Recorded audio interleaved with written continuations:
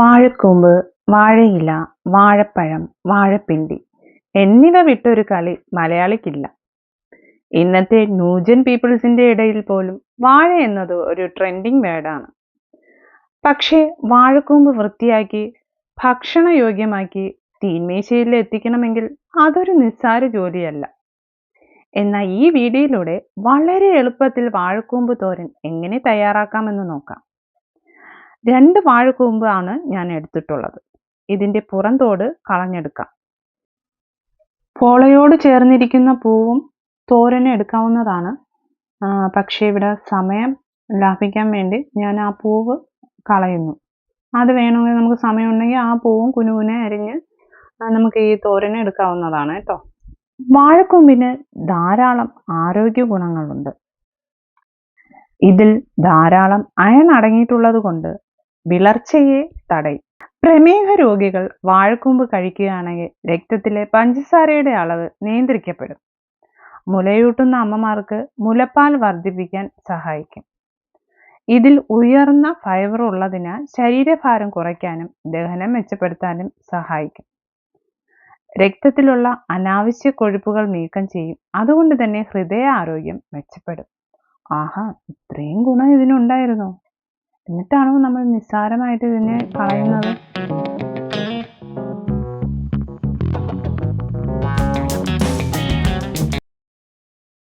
ഒരു കൂമ്പ് ഞാൻ വൃത്തിയാക്കി എടുത്തിട്ടുണ്ടേ. ഇനി അടുത്തത് ഇതുപോലെ നമുക്ക് ക്ലീൻ ചെയ്തെടുക്കാം. ഇപ്പൊ 2 കൂമ്പ് ഞാൻ വൃത്തിയാക്കി. ഇനി ഇത് തോരന് കണക്കാക്കി കുനുകുന അരിഞ്ഞെടുക്കാം.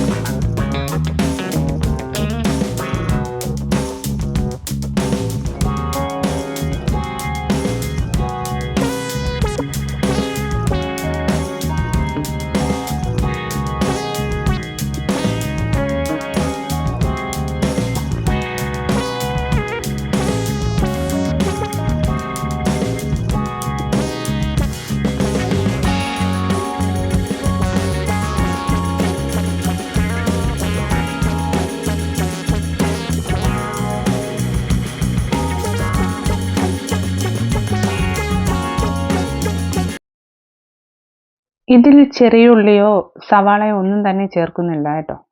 വാഴക്കൂമ്പ് മാത്രമാണ് നമ്മൾ തോരൻ വെക്കാനായിട്ട്.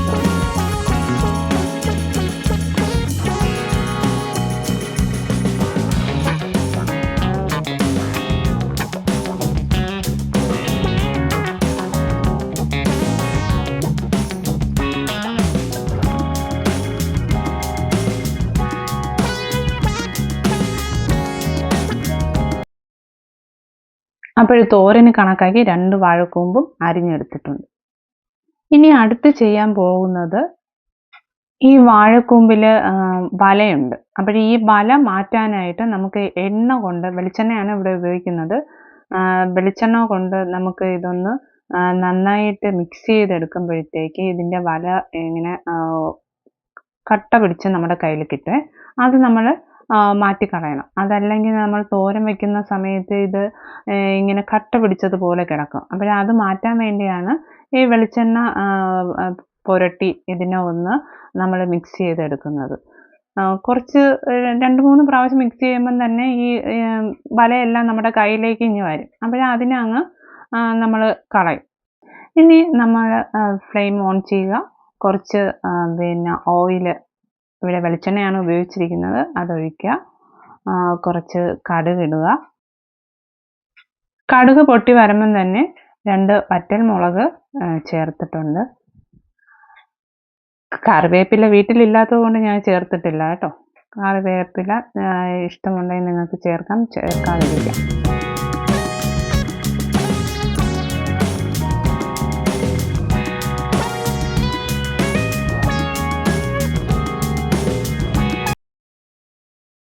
കുറച്ച് ഉപ്പ് കൂടി ഇട്ടിട്ടുണ്ട്. എന്നിട്ട് നമുക്ക് ഇതിനെ ഒന്ന് അടച്ചു വെച്ച്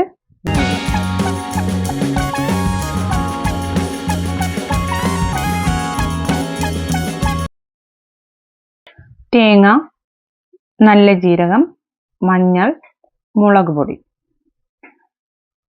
ഒരു 4-5 അല്ലി വെളുത്തുള്ളി ഇത്തിരി കൂടുതൽ ഇടുന്നത് നല്ലതാണ് കേട്ടോ. വയറിനൊന്നും വേറെ പ്രോബ്ലം വരാതിരിക്കാൻ വേണ്ടി കുറച്ച് വെളുത്തുള്ളി ഒരു 2-3 അല്ലി കൂടുതൽ ഇടുക. വെള്ളമൊന്നും ചേർക്കാതെയാണ് നമ്മൾ വച്ചെങ്കിലും ഇതിൽ വെള്ളം ഇപ്പോൾ ഊറി വന്നിട്ടുണ്ട് കേട്ടോ. ഇതൊന്ന് വാടി വരുമ്പം തന്നെ വെള്ളം ഊറി വരും. ഇനി ഈ കൂട്ടുകൂടി ഇതിലോട്ട് ഒന്ന് ചേർത്ത് കൊടുക്കുക.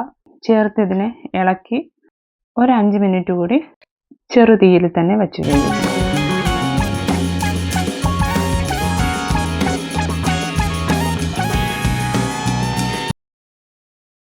ഇപ്പം വെള്ളമെല്ലാം വറ്റി തോരൻ തയ്യാറായി കഴിഞ്ഞു.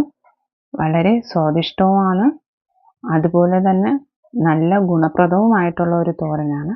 അവരെല്ലാവരും ട്രൈ ചെയ്ത് നോക്കണം. ഈ വീഡിയോ നിങ്ങൾക്ക് ഗുണപ്രദമായെന്ന് തോന്നുന്നുവെങ്കിൽ എന്നെ സപ്പോർട്ട് ചെയ്യാൻ മറക്കരുത്. Thank you for watching.